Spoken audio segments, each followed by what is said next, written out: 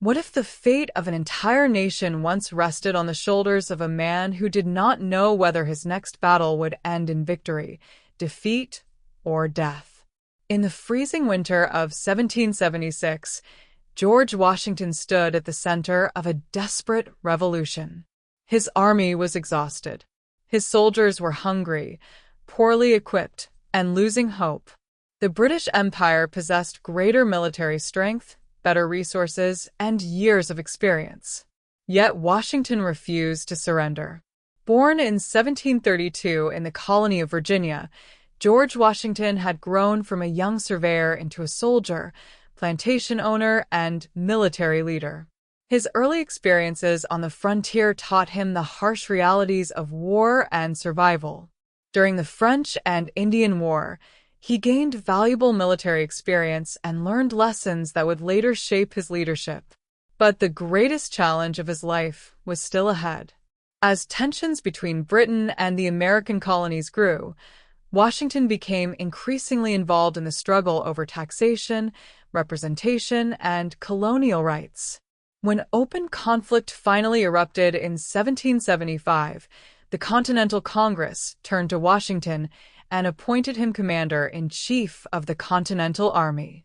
It was a decision that would change history forever. Washington understood that defeating Britain would require more than courage. His army needed discipline, patience, and an extraordinary determination to survive. At times, his soldiers marched without proper shoes. They endured freezing temperatures, disease, hunger, and fear. Washington himself faced criticism from political leaders and military setbacks that could have destroyed his reputation. Yet he continued to lead. His most important strength was not that he always won battles. It was his ability to keep the revolution alive when victory seemed almost impossible. The turning point came during the harsh winter of 1776, when Washington made a bold decision that would transform the course of the war. On Christmas night, he led his army across the icy Delaware River in a dangerous surprise attack against Hessian forces at Trenton. The victory restored confidence to an army that desperately needed hope. It proved that the revolution was not yet defeated. From that moment forward, George Washington became more than a military commander. He became the symbol of a new nation fighting for its independence. But the revolution would demand years of sacrifice, and the final victory was still far away. The man who would eventually become America's first president was about to face the greatest test of his leadership, as the future of an entire nation remained uncertain. The victory at Trenton gave the American Revolution something it desperately needed: hope. But George Washington knew that one successful attack could not defeat the most powerful military empire of the 18th century. The war was only beginning, and the challenges ahead would test his leadership in ways he could never have imagined. As 1777 unfolded, Washington and his Continental Army faced a powerful British campaign designed to crush the rebellion. British forces moved with greater resources and military experience, while Washington's army continued to struggle with shortages of food, clothing, weapons, and trained soldiers. The American cause depended not only on winning battles, but on surviving long enough to convince the people that independence was possible. Washington suffered setbacks, including defeats around Philadelphia, and the British eventually captured the American capital. For many, these losses raised serious doubts about whether the revolution could succeed. Yet Washington refused to abandon the fight. He understood that the survival of the army itself was more important than capturing every battlefield. His strategy increasingly became one of endurance, preserving his forces while waiting for opportunities to strike. That difficult approach demanded patience, discipline, and an ability to withstand constant criticism. Some members of Congress questioned his decisions, while rival officers sometimes believed they could lead the army more effectively. Washington faced political pressure from people who expected quick victories, but he remained focused on the larger goal. Then came one of the most difficult chapters of the entire war. During the brutal winter of 1777 and 1778, Washington and thousands of American soldiers established their camp at Valley Forge, Pennsylvania. There, the army endured freezing temperatures, hunger, disease, and inadequate clothing. Many soldiers lacked proper shoes, leaving bloody footprints in the snow as they moved through the camp. The suffering was immense, and some soldiers deserted. Others died from disease and exposure. Yet Valley Forge became more than a place of hardship. Under the leadership of experienced officers, including the Prussian military instructor Friedrich Wilhelm von Steuben, the Continental Army began transforming into a more disciplined and professional fighting force. Washington watched this transformation closely, understanding that his soldiers needed more than courage. They needed training, organization, and confidence in one another. Through the darkest months, he continued to stand beside his army, sharing its hardships and refusing to give up. When spring finally arrived, the soldiers who emerged from Valley Forge were stronger and better prepared. The revolution had survived another winter, but the war still had no guaranteed ending. Washington's greatest challenge was now to keep his army united, maintain public support, and find a way to turn endurance into victory. The future of American independence remained uncertain, but the commander who had once led a desperate crossing of the Delaware was slowly becoming the leader who could carry a fragile revolution toward its final triumph. By the summer of 1778, the American Revolution had reached a turning point. The Continental Army that had once struggled to survive the winter at Valley Forge was now more disciplined, more experienced, and increasingly confident. But George Washington understood that courage alone would not be enough to defeat Britain. The revolution needed something greater, an alliance with a powerful foreign nation. That opportunity came from France. After the American victory at Saratoga in 1777 demonstrated that the rebellion had a real chance of success, France decided to openly support the American cause. The alliance brought desperately needed money, weapons, soldiers, and naval power. For Washington, French support changed the strategic balance of the war. Yet the arrival of a new ally also created new challenges. American and French commanders had different military traditions, different languages, and sometimes conflicting plans. Washington had to work carefully to maintain cooperation while keeping the Continental Army focused on independence. Meanwhile, British forces shifted their attention toward the southern colonies, hoping to regain control of the rebellion's heartland. The fighting became brutal and unpredictable. Towns and farms were caught between opposing armies, while civilians faced destruction and uncertainty. Washington remained determined to keep pressure on British forces, but he also understood that the war could not be won through reckless attacks. Instead, he relied on patience, intelligence, and coordination. Across the Atlantic, French naval forces became increasingly important. Control of the sea could determine whether British troops received reinforcements or became isolated far from home. Washington began considering a bold opportunity that could potentially end the war. The British commander Lord Cornwallis had moved his army into Virginia and established a defensive position near Yorktown. Washington saw a chance to trap him. The plan required extraordinary secrecy and cooperation. American and French forces would have to march hundreds of miles while convincing the British that their main target remained New York. At the same time, the French fleet needed to prevent British naval forces from rescuing Cornwallis. Washington understood the enormous risk. If the plan failed, years of sacrifice could be wasted. But if it succeeded, the revolution might finally reach its decisive moment. In the summer of 1781, Washington began moving his army south. Thousands of American and French soldiers marched toward Virginia, while British commanders remained uncertain about their true intentions. As the Allied forces approached Yorktown, the final pieces of Washington's strategy began falling into place. The French fleet arrived at the crucial moment, blocking British escape by sea. On land, Washington's army surrounded Cornwallis and began constructing defensive lines and artillery positions. The trap was closing.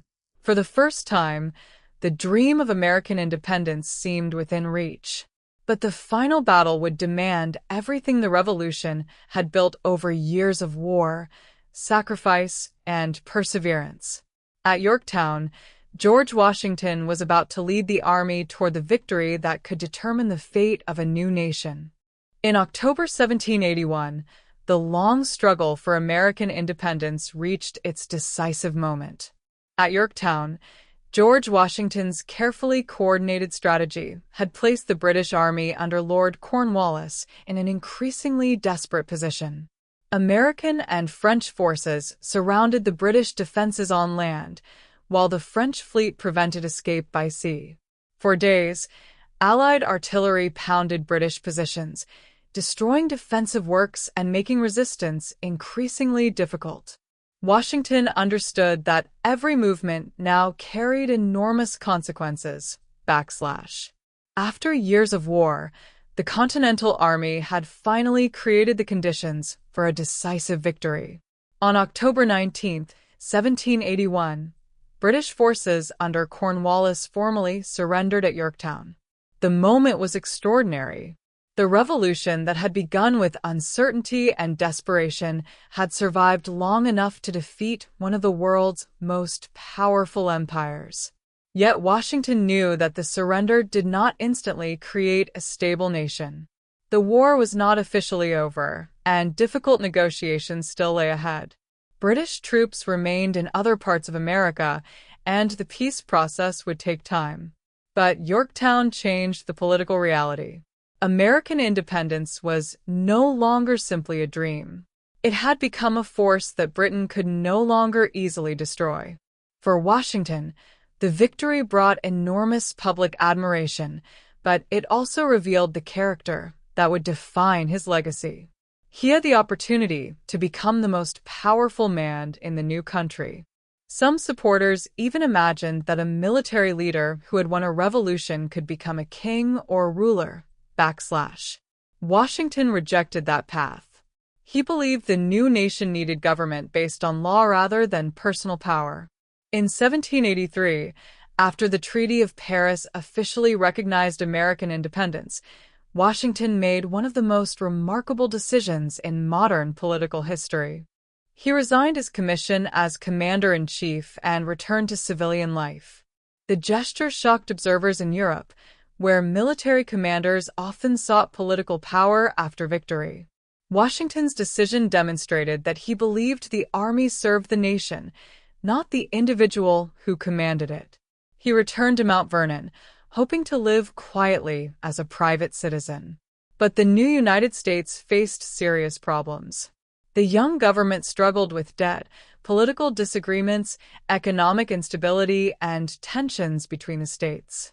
The system created during the Revolution was proving too weak to hold the country together effectively. Many Americans feared that the hard-won independence could collapse into disorder. Once again, Washington was drawn into the center of the nation's future. In 1787, delegates gathered in Philadelphia to create a stronger framework of government. Washington was chosen to preside over the Constitutional Convention. His presence gave the proceedings credibility and helped maintain unity among delegates with sharply different ideas.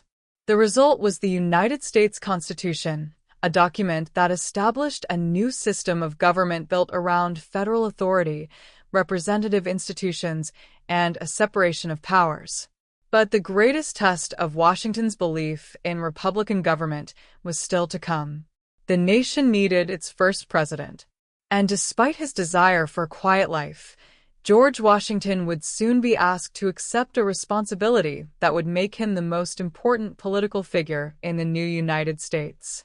The revolutionary commander who had refused a crown was about to become the first president of a nation still learning how to govern itself. In 1789, George Washington stood at the beginning of a new chapter in American history. The revolution had been won, the Constitution had been created, and the United States now needed a leader capable of guiding a fragile republic through its uncertain first years. Washington did not seek the presidency with the ambition of a man hungry for power. Instead, he accepted the responsibility because he believed the survival of the new nation depended on establishing a government that could earn the trust of its people. As the first president of the United States, he faced enormous challenges. The country was deeply divided over the role of the federal government, economic policy, foreign alliances, and the balance of power between competing political factions. Washington attempted to remain above party politics, but disagreements became increasingly intense. He supported the creation of strong national institutions and understood that the young republic needed financial stability and respect from foreign powers. At the same time, he feared that political divisions could destroy the unity that had been so difficult to achieve. During his presidency, Washington established traditions that would shape the office for generations. He surrounded himself with experienced advisors, including Alexander Hamilton and Thomas Jefferson, even though their political visions were often dramatically different. He also faced the difficult question of how the United States should respond to conflicts between European powers. Washington ultimately supported neutrality, believing that the young nation was not yet strong enough to become involved in another major war. After serving 2 terms, he made another historic decision. In 1797, Washington voluntarily stepped away from the presidency and returned to Mount Vernon. Once again, he demonstrated that political power did not have to become permanent. His peaceful transfer of authority established a tradition that would become one of the foundations of American democracy. In retirement, Washington returned to his estate, but his final years were not without controversy. His legacy was complicated by the reality of slavery at Mount Vernon and throughout the society in which he lived. The ideals of liberty and equality that inspired the American Revolution existed alongside a system that denied freedom to thousands of enslaved people. This contradiction remains an important part of how historians understand Washington and the era he helped shape. On December 14, 1799, George Washington died at Mount Vernon at the age of 67. The news spread across the young nation, and Americans mourned the man who had led them through war, helped establish their government, and twice surrendered extraordinary political power voluntarily. His life was filled with contradictions, triumphs, failures, and difficult choices. He was a soldier who became a statesman, a revolutionary who became a president, and a powerful leader who repeatedly chose to step away from power. His greatest contribution may not have been a single battle or political achievement. It was the example he left behind, that leadership could be measured not only by the power a person gains, but by the power they are willing to surrender for the good of a nation. More than 2 centuries later, George Washington remains one of the most recognizable figures in American history. His story is not simply the story of one man. It is the story of a revolution, a fragile experiment in self-government, and a nation struggling to turn ideals into reality. The United States that emerged from his lifetime was far from perfect, and the promises of liberty would take generations to fully confront. Yet Washington's journey from colonial surveyor to revolutionary commander and first president became permanently connected to the birth of the American Republic. His legacy continues to raise a question that remains relevant to every generation. When history gives one person extraordinary power, what matters most is not how high they rise, but what they choose to do with it, and whether they know when it is time to let it go.